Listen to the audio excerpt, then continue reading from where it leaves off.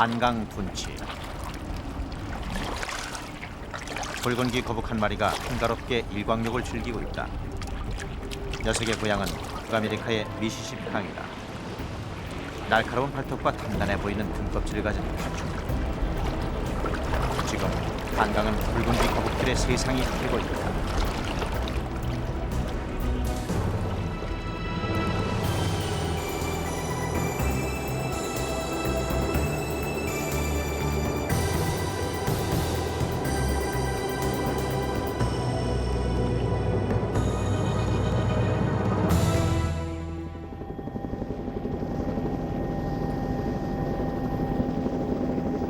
수도권의 젖줄 한강.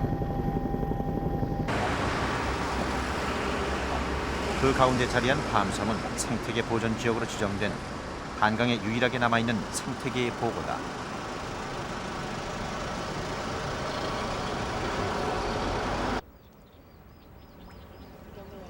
(7월) 초 정기적으로 실시되는 밤섬의 생태 조사를 위해 정침한 그물이 쳐졌다. 그런데 그물 속은 온통 붉은기 거북뿐이다.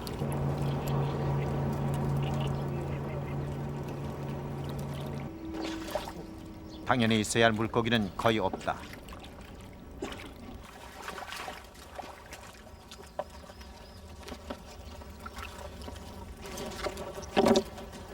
오늘 하루 잡힌 붉은기 거북은 60여 마리.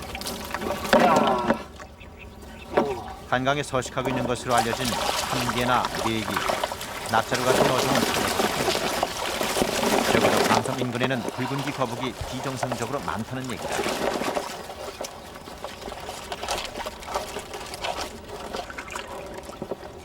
한 가지 종만 유난히 많다는 것은 그 지역 생태계에 문제가 생겼다는 적신호다.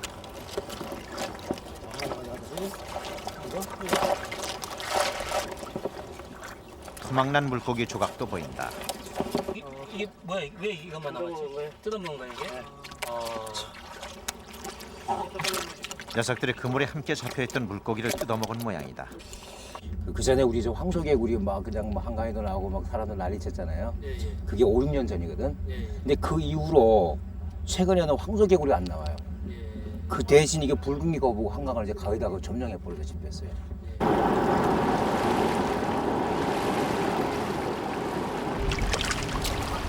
밤섬뿐만 아니라 한강 곳곳에서도 붉은기 거북이 발견된다.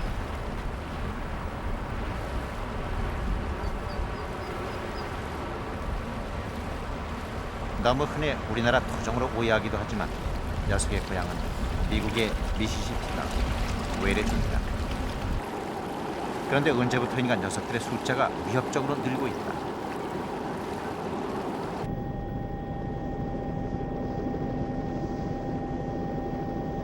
경기도 일산 신도시의 호수공원. 이곳은 한강물로 채워진다. 한강 생태계의 축소판이라고 할 수 있는 이곳 역시 붉은기 거북이 집단 서식하고 있다.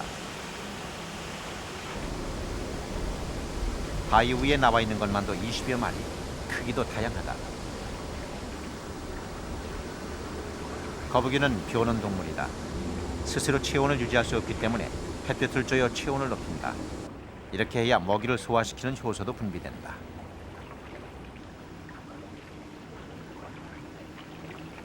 때문에 하루에 2~3시간씩 일광욕을 위해 바위로 모여든다.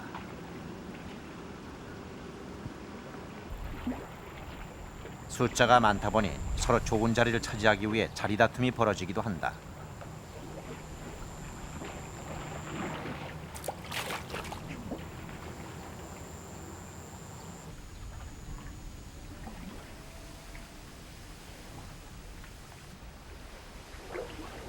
붉은기 거북의 수중 생활은 어떨까?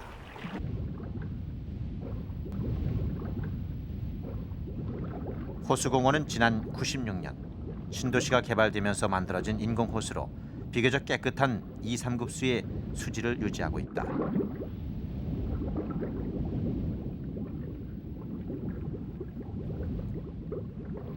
물속에서 만난 첫 번째 붉은기 거북이 카메라에 호기심을 보인다.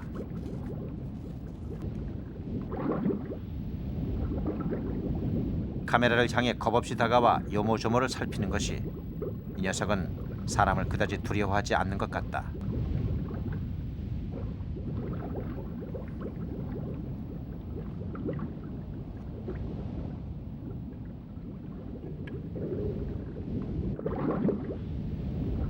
배설도 물속에서 해결한다. 물고기들과는 비교도 안 될 만큼 많은 양이다. 당연히 호수 오염의 주범이 되고 있다.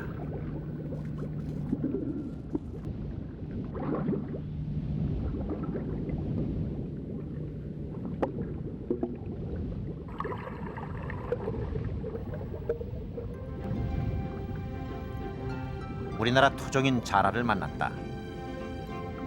자라는 물속 바닥의 흙이나 모래 속으로 쉽게 파고들도록 다른 거북들보다 더 납작한 것이 특징이다.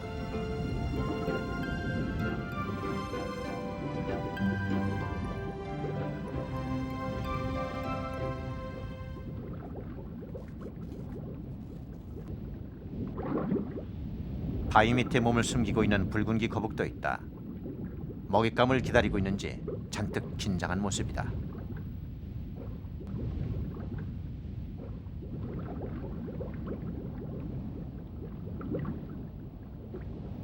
한참을 물속에 있던 붉은기 거북이 수면으로 떠오른다. 파충류인 거북이는 호파호흡을 한다. 때문에 최소한 5분에 한 번은 물 밖으로 나와 숨을 쉰다.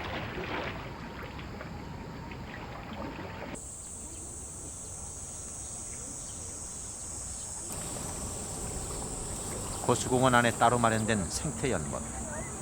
부들 등 각종 수생식물과 함께 한강에서 서식하는 31종의 다양한 어종이 살고 있다. 그런데 이곳에서도 붉은기 거북이 발견된다. 육안으로 확인되는 것만도 15마리가 넘는다. 문제는 녀석들이 호수 생태계를 위협하고 있다는 것이다. 청거북이 같은 경우에는 가장 상위 포식자입니다. 이런 청거북들이 물속에 사는 각종 어류나 저서생물들을 잡아먹으면은 호수에 여태까지 정착되어 왔던 그 우리 토종 생태계라든가 어류들이 수가 줄 우려가 있습니다.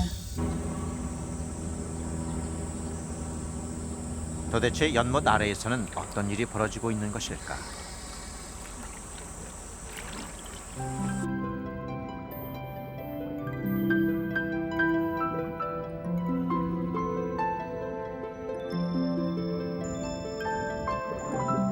평화로워 보이는 연못 아래.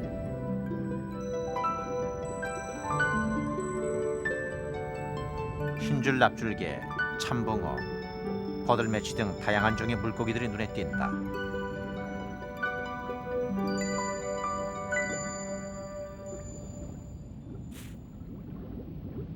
얼룩동사리가 참붕어 사냥에 성공했다.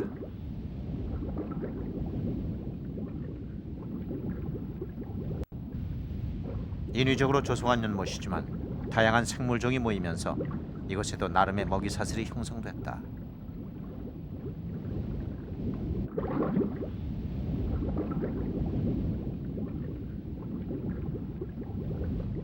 물속의 청소부인 민물새우 징거미가 죽은 물고기를 물었다.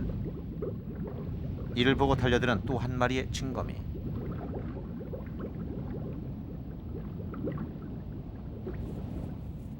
녀석은 경쟁자를 쫓고서야 먹기 시작한다.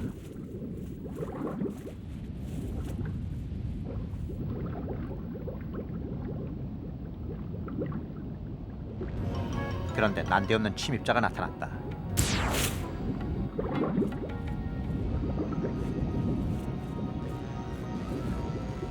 징거미가 물고 있던 먹이를 붉은기 거북이 낚아챈 것이다.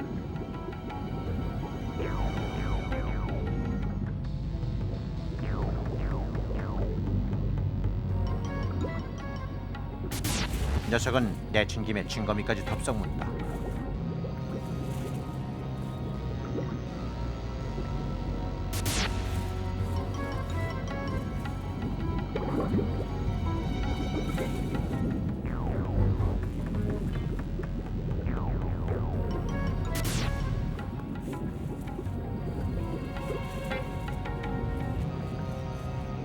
징거미는 딱딱한 껍질을 가진 갑각류다. 하지만 붉은기 거북은 먹는데 별로 어려움이 없어 보인다.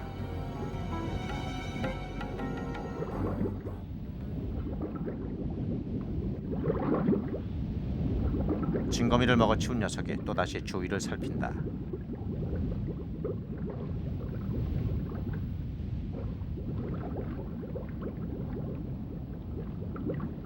이번 사냥감은 흰줄 납줄개다.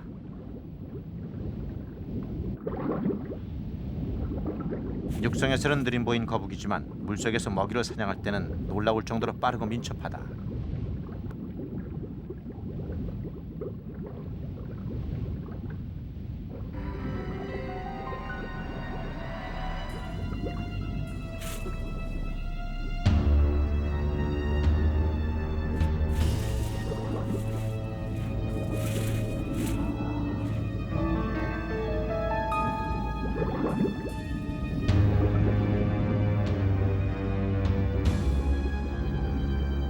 일반적으로 거북이들은 먹이를 쫓아다니며 사냥하지 않는다.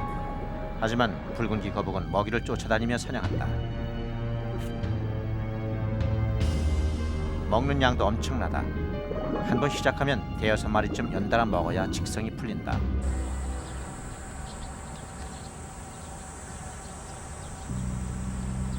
녀석의 무기는 바로 이 입이다. 이빨은 없지만 입술이 이빨만큼 단단해 톱니구실을 한다.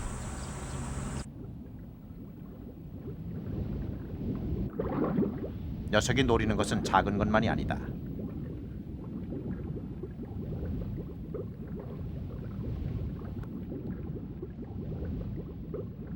붉은귀 거북은 덩치가 저만한 떡붕어에게도 겁없이 덤빈다.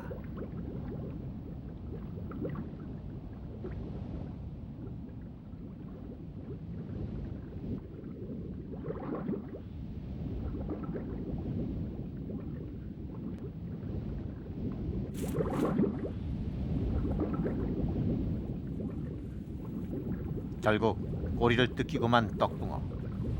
그래도 붉은귀 거북은 포기하지 않는다.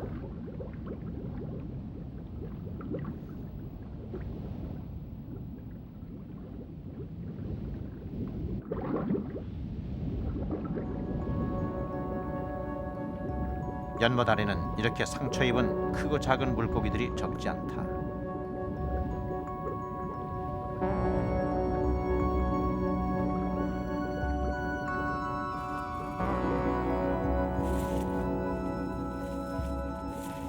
붉은귀 거북의 사냥과 포식성은 하이에나를 닮았다. 산 것이든 죽은 것이든 큰 것이든 작은 것이든 닥치는 대로 먹어치운다. 여기에 붉은귀 거북을 위협할 만한 것은 아무것도 없다. 연못 속의 제왕, 최상위 포식자로 군림하고 있는 것이다.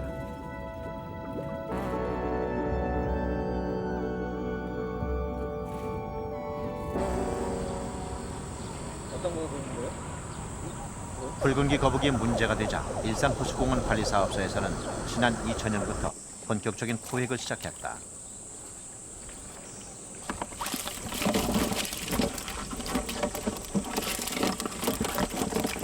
올 한 해 잡아들인 것만도 800여 마리. 그런데도 그 숫자는 쉽게 줄어들지 않는다. 도대체 이 많은 붉은귀 거북들이 어디서 온 것일까?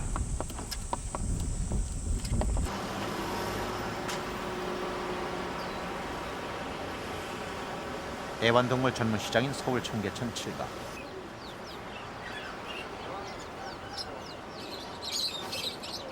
각종 애완동물들이 전국으로 팔려나가는 도매시장이다.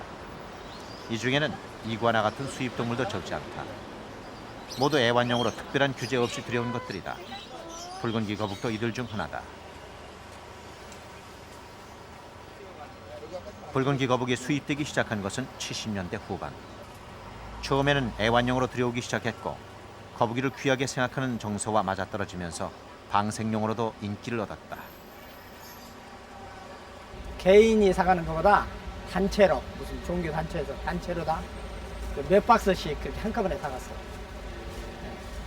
몇 박스는 어느 정도 되는 이 한 박스가 약 400마리씩 들어있는데 그 관광 버스 하나 갈 때 한 2박스 정도.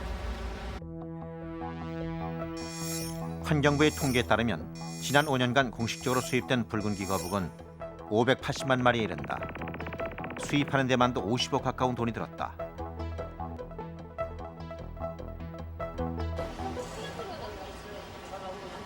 팔려나간 붉은귀 거북의 상당수는 하천이나 연못에 방생됐다. 그 중에는 종교적인 방생뿐만 아니라 애완용으로 기르다 버려진 것들도 많다.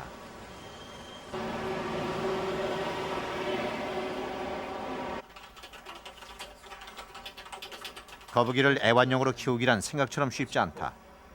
20년 동안 거북이를 키워온 김한조 씨. 하루에도 수십 통씩 들어오는 거북이에 대한 질문 중에는 버릴 만한 곳이 없는지를 묻는 내용도 적지 않다.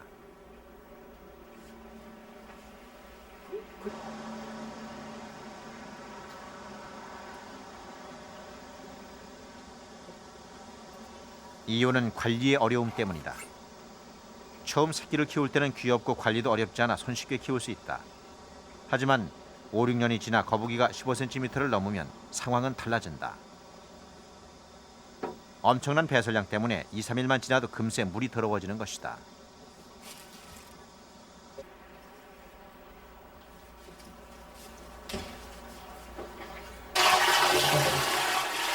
애완용으로 키우면서 일주일에 2, 3번씩 물갈이를 해주기란 쉽지 않은 일이다.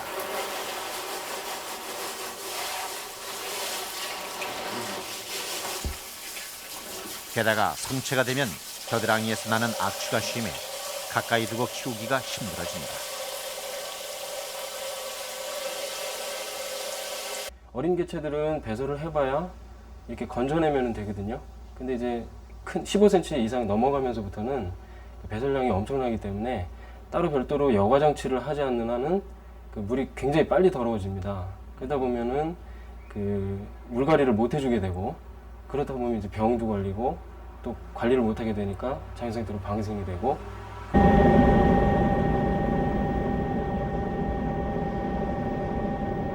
방생되기도 하고 기르다 버려지기도 하면서 그 수가 늘어난 붉은귀 거북. 그렇다면 붉은귀 거북은 지금 한강에 어디까지 퍼져 있을까?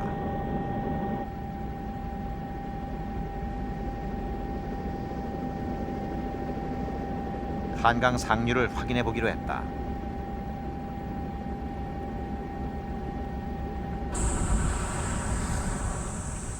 팔당호의 지천인 경안천. 이것은 상수원 보호구역으로 사람의 접근이 금지되어 있는 곳이다.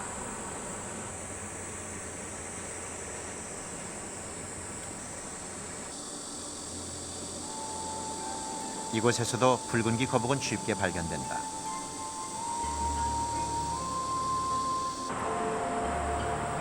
내과 바위 근처에서 발견된 것만 10여 마리. 여기까지 붉은귀 거북이 살고 있다면 녀석들은 한강 전역에 퍼져 있는 셈이다.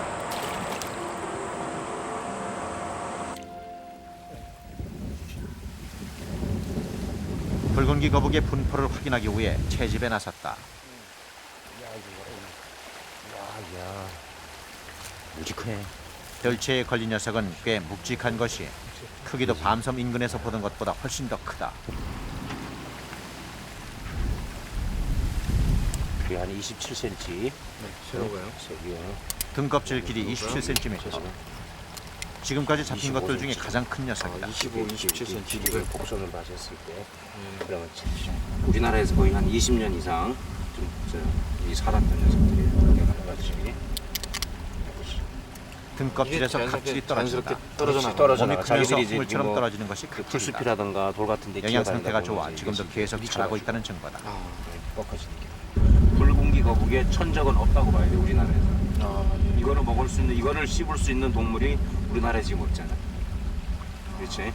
이렇게 자기를 보호하는 방어 기술이 이렇게 탄탄하다. 환경부는 작년 12월 붉은귀 거북의 숫자가 위험 수위까지 오르자 생태계 유해 외래종으로 지정했다. 유해 외래종이란 토종 생태계를 교란하는 외래종에 대해 지정하는 것이다.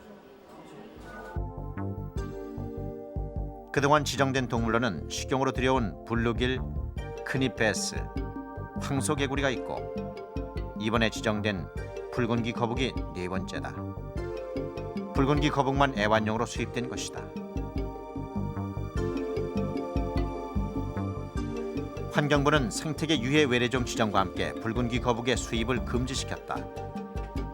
이에 맞춰 종교계에서도 토종 위주의 방생을 권유하는 새로운 방생 지침을 만들었다. 구체적인 연구 자료는 없습니다만은 저희들이 판단하건대 붉은기 거북은 나름대로 고유한 서식 여건이 필요하다고 이야기를 하고 있습니다. 그래서 예를 들면 모래사장이라든가 이런 서식 공간이 필요한데 우리나라 같은 경우는 그런 모래사장이 있는 서식 공간이 매우 적은 것으로 알고 있습니다. 그래서 추후에 한 몇 년 정도 지나고 보면 붉은기 거북이 자연적으로 도태되지 않을까라는 이제 추측을 하시는 분들이 많습니다.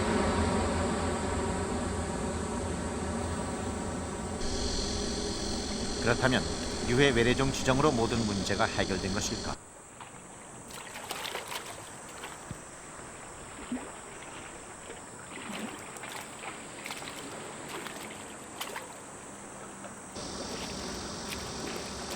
(7월) 중순 취재진은 밤섬을 다시 찾았다. 모래톱 여기저기 발자국들이 선명하다. 지난밤 거북이들이 올라왔던 흔적이다.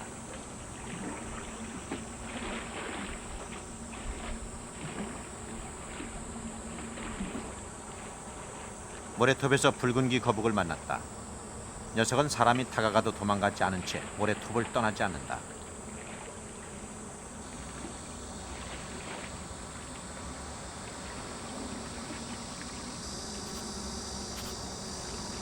팔다리를 움직이는 모양이 평소와는 다르다.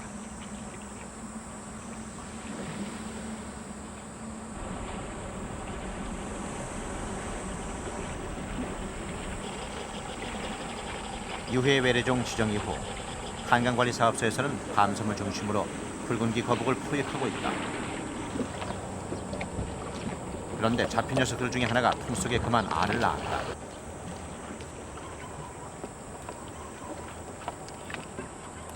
붉은기 거북의 산란철은 4월에서 7월. 7월 중순인 지금이 한창 때다. 하지만 상식적으로 거북이는 모래톱에 알을 낳는다고 알려져 있다. 통 속에서의 산란은 의외의 상황이다.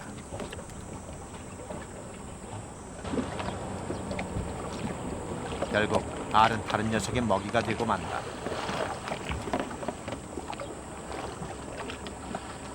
정상적으로 모래 언덕을 파가지고서 집어넣고서 알을 낳아야 되는데 자기가 못 나니까 급하니까 이제 잡아놓은 그 다른 상태에서 그냥 이제 알을 낳아버린 거죠.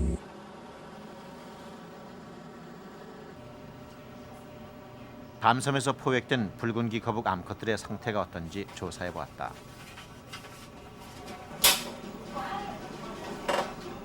뱃속에 알이 있다면 이미 짝짓기와 수정을 거쳐 산란이 가능하다는 것이 된다. 숫자도 몇 개인지 낚시바늘 넣어 저걸 할 수. 뱃속엔 알 모양이 선명하다. 한 배에 12개에서 15개까지 빽빽이 들어차 있다. 알을 품은 암컷 중에는 낚싯바늘을 삼킨 녀석도 있다. 두 마리 모두 그동안 몇 차례 산란을 해온 것으로 확인된다. 누가 봐도 드러날 정도로 이렇게. 예. 그리고 산도가 알의 크기에 비해서는 지금 굉장히 넓은 편이거든요. 그걸로 봐서는 그 이전에 출산이 몇 번 이루어졌는 걸로 그렇게 생각이 되고, 그리고 난각의 어떤 그 딱딱한 정도, 이걸로 봐서는 뭐 앞으로 약 일주일이나 아니면 열흘 내로 뭐 출산이 이루어지지 않겠나 그렇게 생각이 됩니다.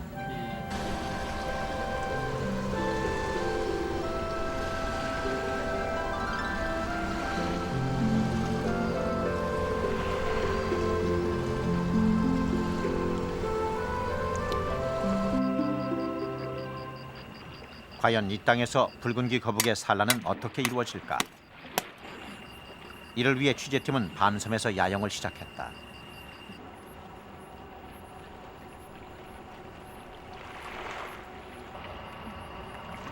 (3주일) 후 마침내 자정무렵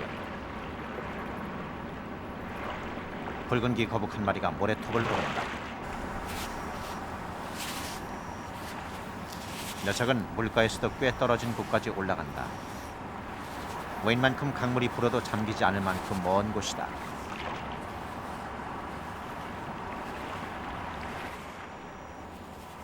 풀숲 아래 은밀한 곳에 자리 잡은 녀석은 곧 뒷발로 땅을 파기 시작한다.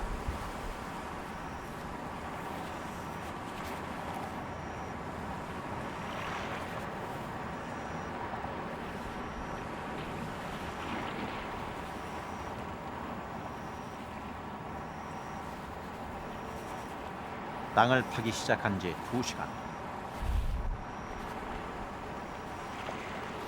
15cm가 넘는 깊이로 구덩이를 파고서야 녀석은 힘을 주기 시작한다.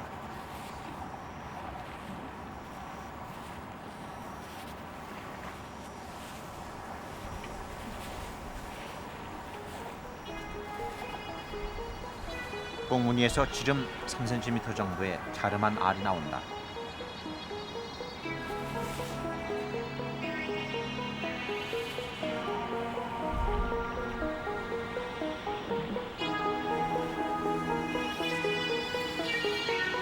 붉은기 거북이 한 번에 낳는 알은 보통 10여 개 내외. 녀석은 1시간 동안 모두 12개의 알을 낳았다.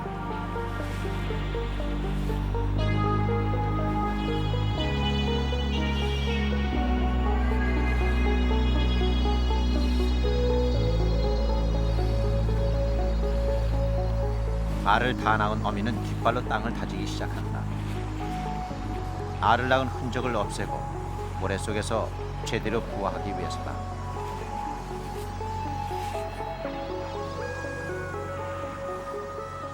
세 시간이 넘게 걸린 산란.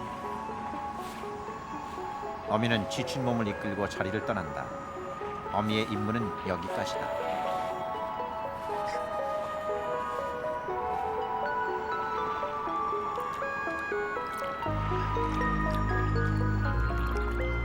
앞으로 날씨가 좋으면 2달 안에 부화가 될 것이다. 하지만 강물이 고로 알이 물에 잠긴다든지 지열이 충분하지 못하면 썩고 말 것이다.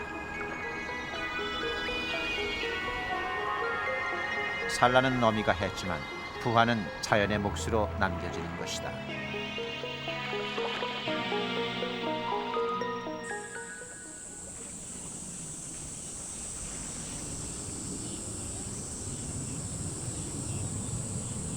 그렇다면 모래톱이 없는 곳에서는 어떻게 산란을 할까? 밤섬에서의 산란을 확인한 취재팀은 모래톱이 없는 호수공원을 찾았다. 일단 새끼 거북이 확인에 나섰다. 새끼가 있다면 이곳 호수공원에서도 번식할 가능성이 그만큼 커진다. 이거 오래 구하는 거 아니 모르겠네. 얼마 지나지 않아 새끼 붉은기 거북 한 마리를 발견했다.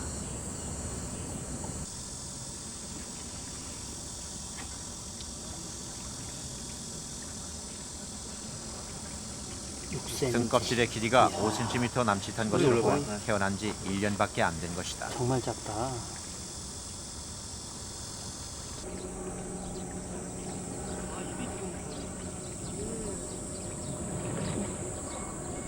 붉은기 거북이 호숫가 인근에서 알을 낳는 것을 보았다는 사람도 있다. 관리사무소 직원은 화단 주변의 패인 자리도 붉은기 거북이 파놓은 것이라고 말한다. 그때는 거북이가 뒷발로 파고 뒷발로 파고 알을 그때 서너 개 나서 알이 풀창이에요. 하얗고요. 아, 알을 이게 보셨어요? 예. 그래서 그때 멋물로 그냥 깨뜨려 버렸죠. 예.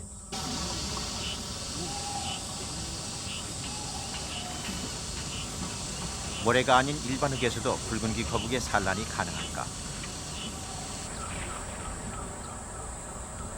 그 가능성을 찾기 위해 인적이 드문 호수 안 작은 섬을 탐사해보았다.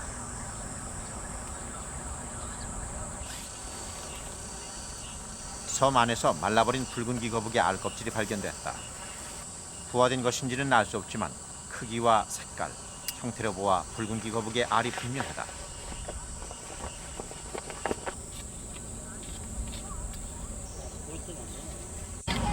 탐사를 시작한 지 일주일.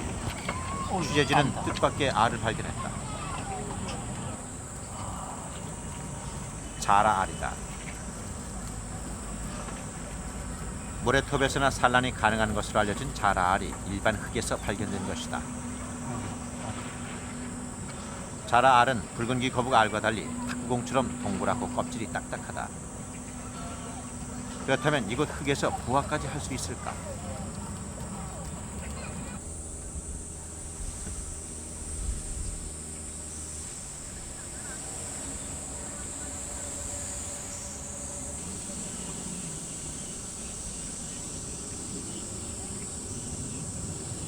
자라를 발견한 지 3일째.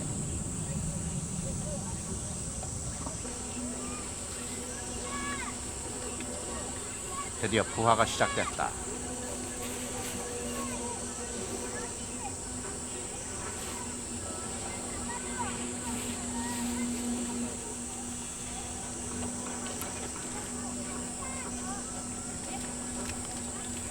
껍질을 깨고 새로운 세상으로 나오는 일이 쉽지 않다.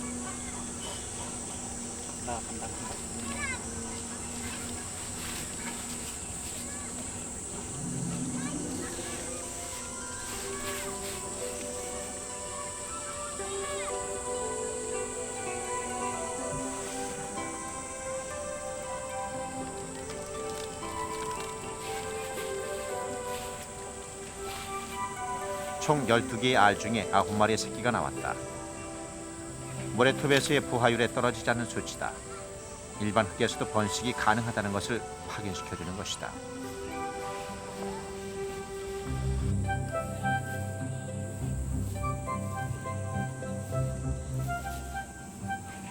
갓 태어난 새끼 자라는 본능적으로 물을 향해 나간다.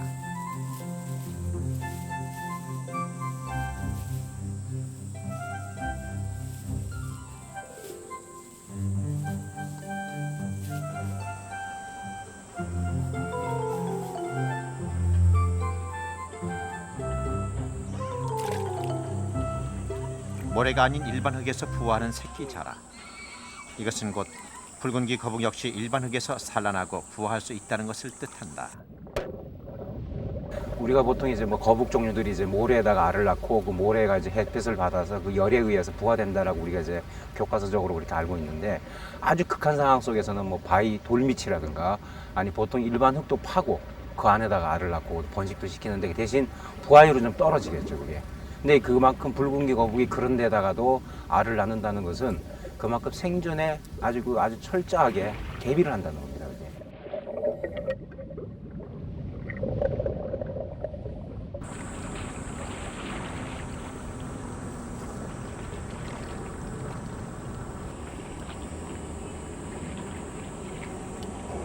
붉은기 거북의 수가 늘어나면서 한강변에는 새로운 풍속도가 생겼다.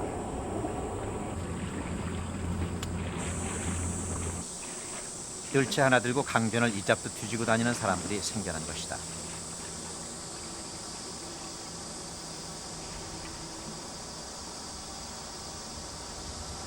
붉은기 거북 전문 사냥꾼들이다.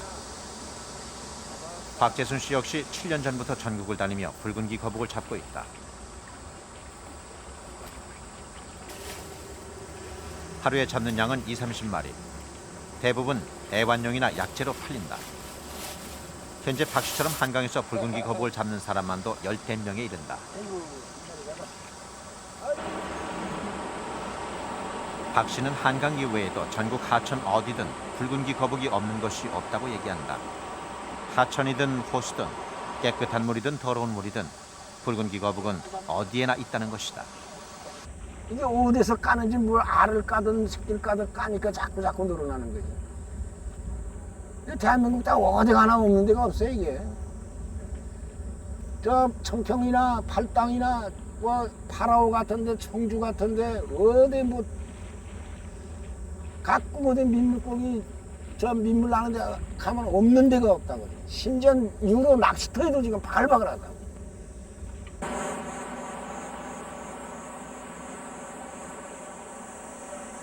폐수가 그대로 흘러드는 난지천의 지류. 박재선 씨는 이곳에도 붉은기 거북이 살고 있다고 했다. 과연 그럴까? 하천은 생활하수가 여과 없이 흘러들어 악취가 진동했다. 한눈에도 생물이 살 수 없을 것 같아 보인다.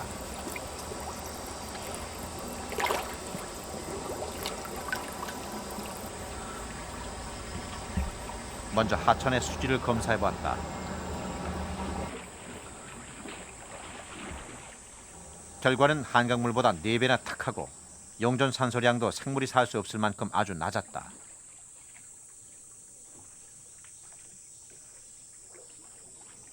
물고기가 살려면 최소한 2ppm 이상 정도는 돼야 되는데 지금 여기 같은 경우는 한 1.5 ppm 정도 되기 때문에 그 물고기를 생활하기가 좀 그 곤란한 그 정도의 수질입니다.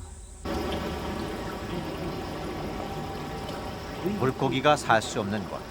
이런 곳에 붉은귀 거북이 살고 있을까?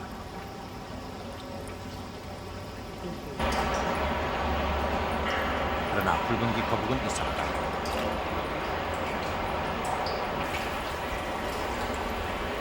다른 생물이 살 수 없는 곳에도 붉은귀 거북은 살아가고 있는 것이다.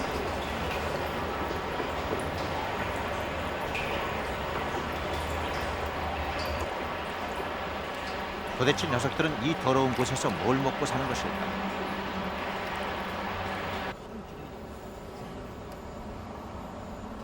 현장에서 붉은귀 거북의 위를 해부해 보았다. 먹을 게 없으니까 이것만 먹었네.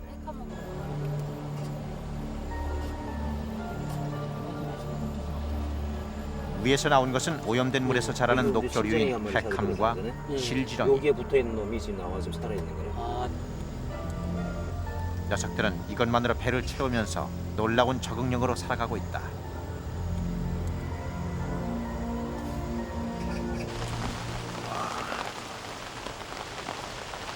어떤 수질과 환경에도 적응하는 붉은귀 거북. 그렇다면 미시시피 유역 아열대 기후에서 살던 붉은귀 거북이 한반도의 혹독한 겨울을 어떻게 견뎌냈을까? 취재팀은 연세대학교 자연과학부 연구팀과 함께 한강에서 잡은 붉은귀 거북의 온도 적응 실험을 준비했다.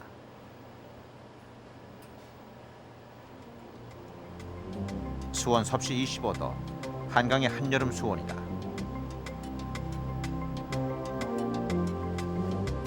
붉은귀 거북은 더운 지방에서 살던 생물답게 왕성하게 수조를 오간다.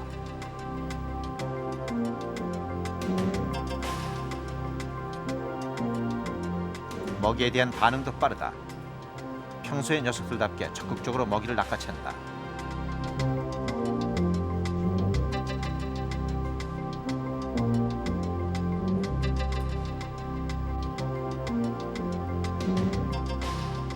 경쟁적으로 먹이를 뺏어 먹는 것이 포식성도 그대로 드러난다.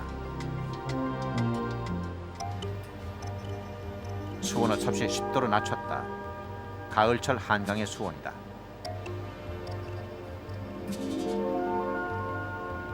먼저 작은 녀석의 움직임이 눈에 띄게 둔해진다.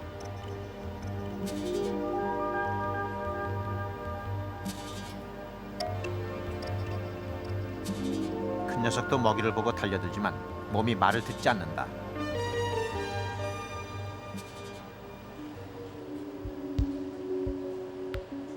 한강의 겨울철 평균 수온인 섭씨 4도씨까지 온도를 낮췄다.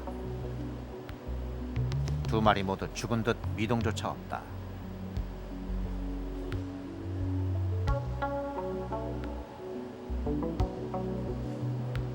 코앞에 먹이를 놓아도 무반응이다.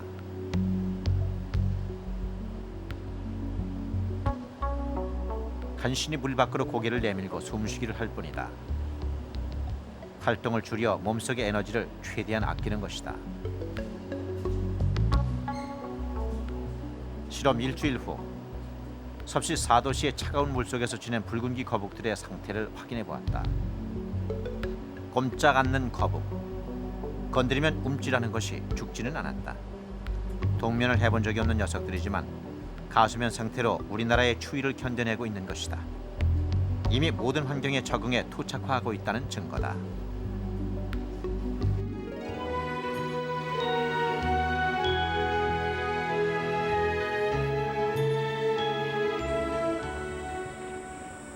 (9월) 말의 밤섬.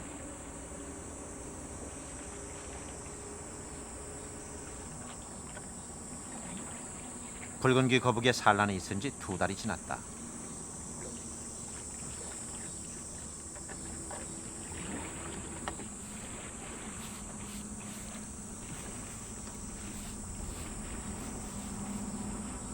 모래가 움직거린다.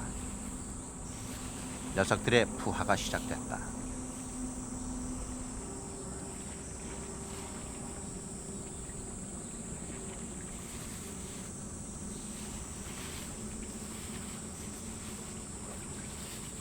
첫 번째 녀석이 아둥바둥 모래를 헤집고 나온다. 세상과의 첫 대면이다.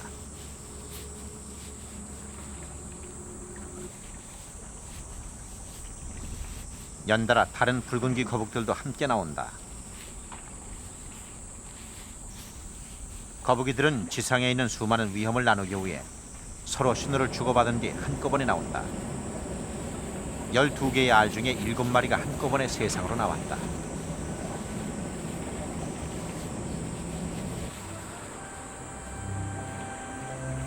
자연 상태에서 거북이가 무사히 부화해 살아남을 확률은 5%에 불과하다. 천적들 때문이다.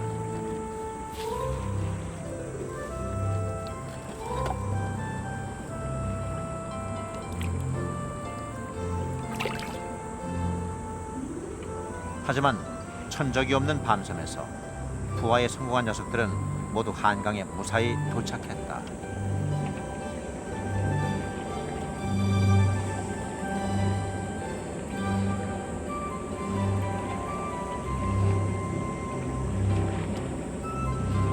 일단은 어느 한 지역에 생물이 있다라는 거하고 번식을 해서 산란을 했다는 것은 엄청난 큰 의미가 있거든요. 왜냐하면 그 장소라든가 그 환경 조건이 맞기 때문에 자기가 적응해서 일단은 거기서 토착화된다는 징조입니다. 다시 말해서 우리나라에서 황소개구리를 이제 숫자는 줄일 수 있지만은 제거를 못하듯이 붉은귀 거북도 일단 토착화되기 때문에 숫자는 줄일 수가 있지만 이제는 제거를 할 수는 없는 상황까지 지금 왔다고 저희들이 지금 판단하고 있습니다. 외래종 붉은귀 거북의 토착화가 우리 생태계에 미치는 영향은 어떤 것일까?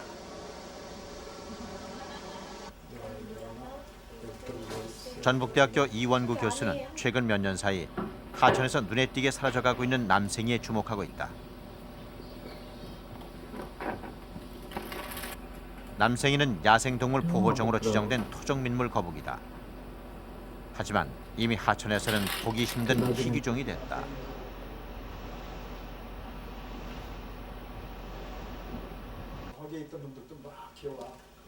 이 교수가 남생이를 따로 키우는 것도 급격히 줄어드는 남생이의 멸종을 막기 위해서다. 하지만 이만한 개체수를 모으는 것도 쉽지 않았다. 15개 정도 이런 속에 또 들어가 있잖아요. 토종 생물이란 문화나 역사와 마찬가지라고 이 교수는 말한다. 그 지역에만 존재하는 유일한 유산이기 때문이란 것이다. 남생이를 복원시키려는 것도 이런 이유에서다.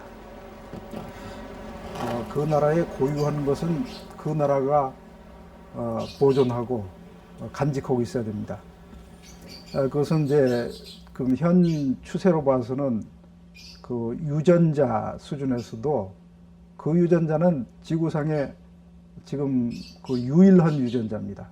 그것이 지금 없어지면은 미래에 다시 만들어질 것도 아니고 어디에서 보충할 것도 아닙니다. 아주 고유한 그런 문화적인 또는 자연적인 자산이라고 할 수 있지요. 문제는 붉은귀 거북이 하천을 점령하면서 남생이의 수가 더욱 줄어들고 있다는 것이다. 남생이와 붉은귀 거북은 서식 조건이나 먹이가 비슷하기 때문에 필연적으로 경쟁 관계일 수밖에 없다. 그렇다면 두 종이 한 공간에 있을 때 어떤 일이 벌어질까? 우선 붉은귀 거북이의 머리에는 빨간색 반점이 있는 반면 남생이는 노란 줄 무늬가 있다. 발톱은 붉은귀 거북이 더 길고 예리하다.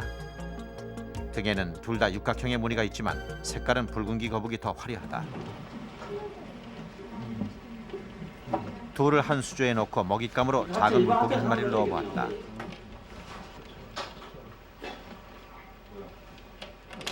먼저 붉은귀 거북이 빠르게 반응한다. 녀석은 민첩하게 움직이며 먹잇감을 쫓는다. 반면 남생이는 별 관심을 보이지 않는다. 오히려 먹잇감이 남생이 다리 밑으로 숨어든다.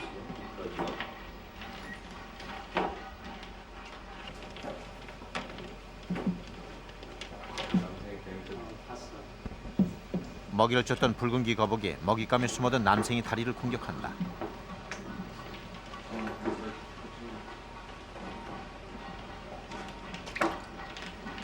하지만 남생이는 별다른 대응을 하지 않는다. 여전히 붉은귀 거북만이 먹이를 잡기 위해 적극적으로 달려든다.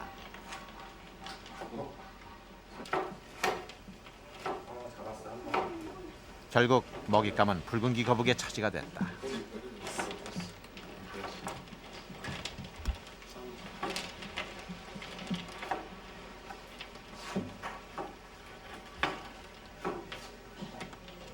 성격이 온순한 남생이는 공격적인 붉은기 거북의 적수가 되지 못했다. 이대로라면 남생이가 우리의 하천에서 사라지는 것은 시간 문제가 될 것이다. 두 종이 같은 서식처를 공유하지 못한다. 거기에 비추어 보면은 이 두 종 사이에는 경쟁이 반드시 일어날 것이고, 그다음에 붉은 거북이 남생이를 도태시킬 가능성이 큽니다.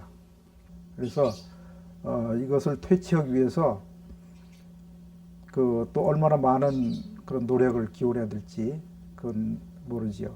그런데 이것이 하나의 본보기가 되어가지고 앞으로는 이제 이런 우를 범하지 않도록 대책을 철저히 세워야 될 것으로 생각됩니다.